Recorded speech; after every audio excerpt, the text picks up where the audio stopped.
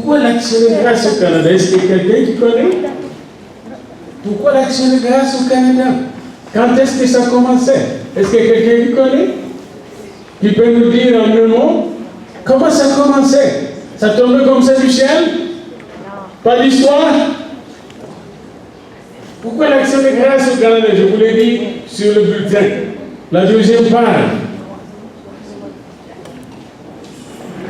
L'Action de grâce, cette grande fête qui a été arrêtée par le Parlement canadien. Thanksgiving en anglais comme en France. En France, ils disent pas Action de grâce, c'est Thanksgiving, je vous dirai pourquoi. Ils aiment dire, ah, bientôt c'est la Thanksgiving, hein? Comme ça qu'ils parlent avec le français. Hein? Et alors, et fêté au Canada le 2e lundi d'octobre, donc demain, pour célébrer les récoltes et rendre grâce de bonheur reçu pendant l'année. Pour célébrer les récoltes.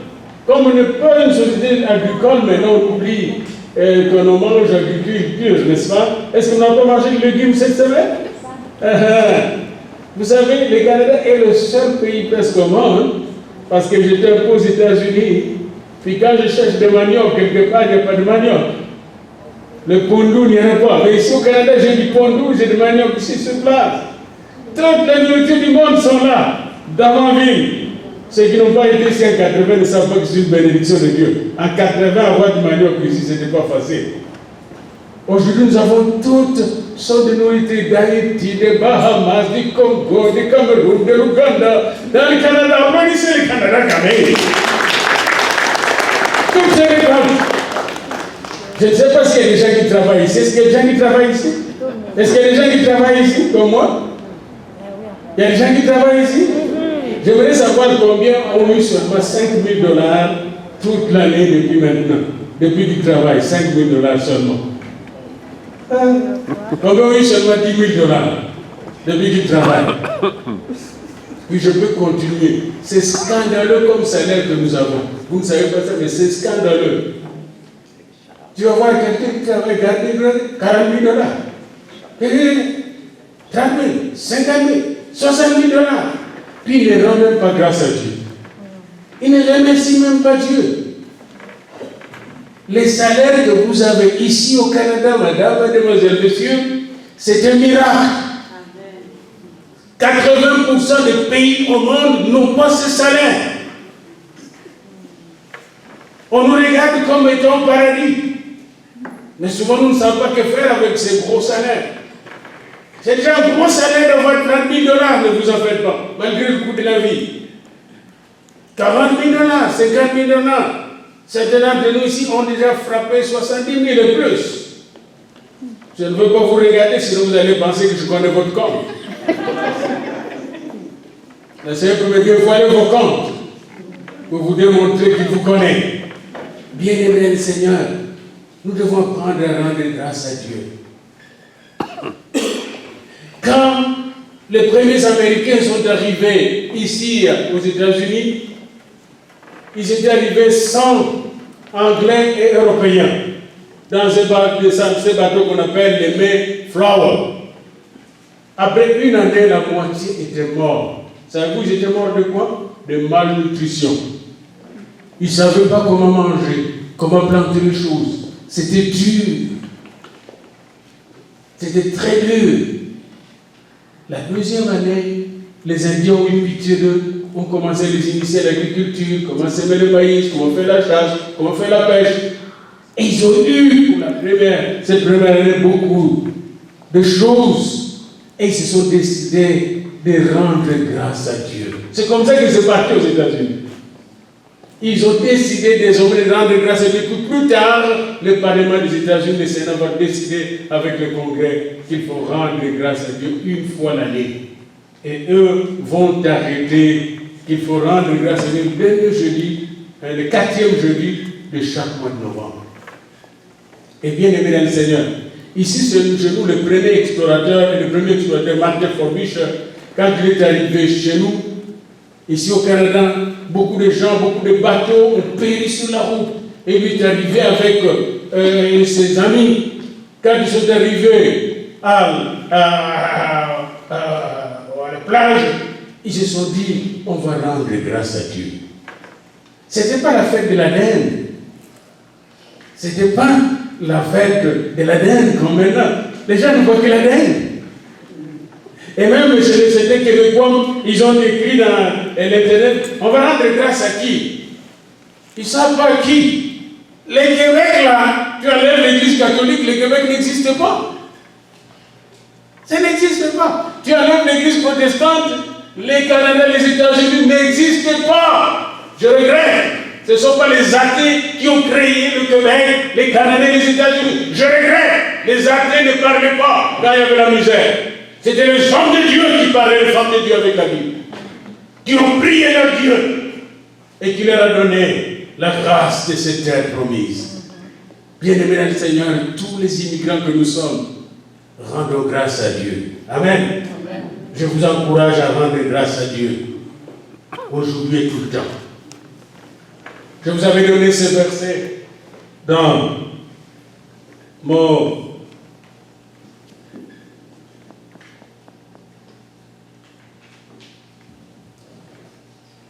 ma présentation. Dans 1 Thessaloniciens 5, 18, il nous est dit, rendez grâce à Dieu en toutes choses. Autrement dit, dites merci à Dieu en toutes choses, pour simplifier les choses. Merci à Dieu en toutes choses. Cela veut dire quoi? Dans la joie, merci. Dans la maladie, merci. Dans les souffrances, merci. Dans la détresse, merci. Quand j'ai, merci. Quand je n'ai pas, merci Seigneur. Savez-vous ceci? Le diable a peur des gens qui disent merci à Dieu en tout. Savez-vous ça? Il a peur d'eux parce que votre attitude détermine votre attitude. Quand vous dites merci, alors que vous manquez de rien, la bénédiction arrive. Amen. Quand vous dites merci parce que vous êtes malade, la guérison arrive. Le plainte et le pleur ne changent rien. Mais la louange change tout. Amen. Je répète encore. Les plaintes et les pleurs. Et moi, je suis la victime. Ça va te rendre encore malade. Mais la louange, l'action de grâce, ça change tout. Les diables n'aiment pas les gens qui sont joyeux alors qu'il faut être malheureux. Rendez grâce à Dieu en toutes choses. Car c'est la volonté de Dieu à votre égard. Savez-vous pourquoi la volonté de Dieu à votre égard?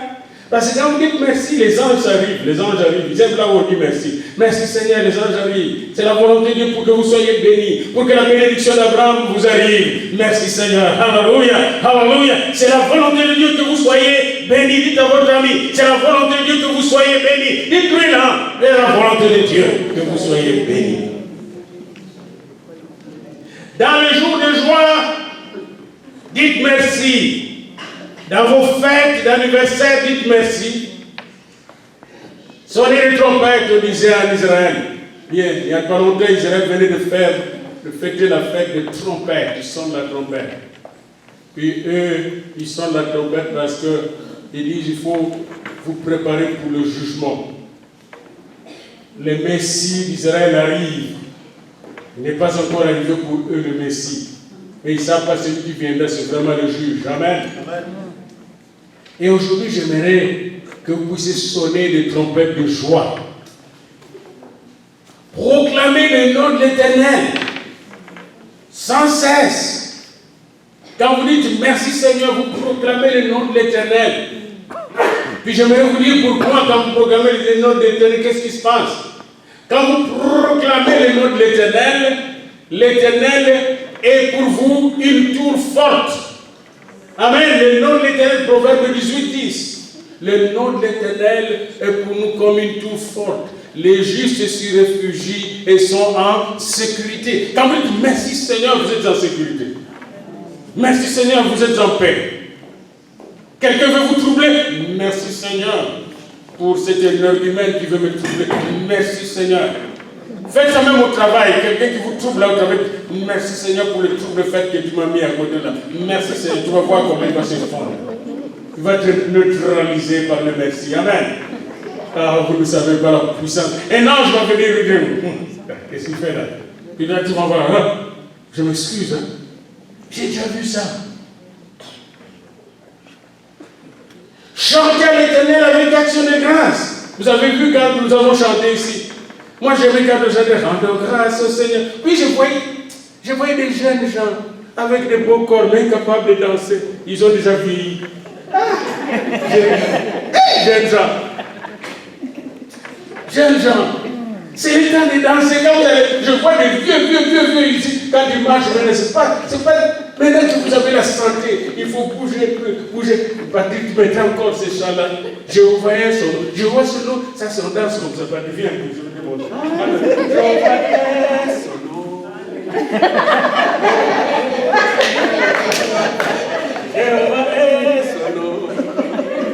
Je voyais son nom.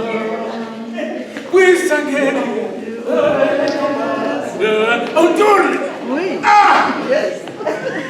Yes. Il y a des gens qui me demandent, oh, madame, tu m'as dit pourquoi vous dansez parce que vous avez mis la musique là. Moi, quand vous mettez la musique de Dieu, vous allez me voir comment je peux bondir. So, avec mon costume là, comment acheté par mon fils spirituel à Colorado, ça vient d'Italie, ça. Il y a beaucoup de gens qui ont mis même des enfants au monde qui ne leur achètent pas d'habits. Hein. Moi, j'ai mon fils spirituel, mes fils spirituels, il m'a habillé de la tête aux pieds là. Je dois danser. C'est Dieu là qui m'a donné des fils qui sont conscients, qui m'honorent, qui me respectent. Amen. Avoir des enfants en santé, ça doit vous faire sauter de joie. Et déjà, ils mettent les enfants en santé, l'enfant ne bouge pas, ne parle pas. Puis il rend encore grâce à Dieu. Rendons grâce à Dieu en chantant. Rendons grâce à Dieu en dansant continuellement. Quand vous rendez grâce à Dieu continuellement, vous êtes continuellement dans la présence de Dieu, vous êtes continuellement dans la bénédiction de Dieu, vous êtes continuellement dans la paix de Dieu, vous êtes continuellement dans la joie de Dieu, vous êtes continuellement dans le plan de Dieu, vous êtes continuellement dans la puissance de Dieu. Et là, Dieu est pour vous. Et si Dieu est pour vous, qui sera contre vous? C'est rendre grâce à Dieu, c'est être continuellement dans sa présence, continuellement dans sa protection, continuellement dans sa puissance, continuellement dans sa grâce et continuellement dans sa gloire. Rendre grâce à Dieu. Et il y a des profondeurs là, dedans, là. Quand Paul dit pour l'église de Thessalonique, rendez grâce à Dieu en toutes choses, car c'est la volonté de Dieu à votre égard. Bien-aimés dans le Seigneur.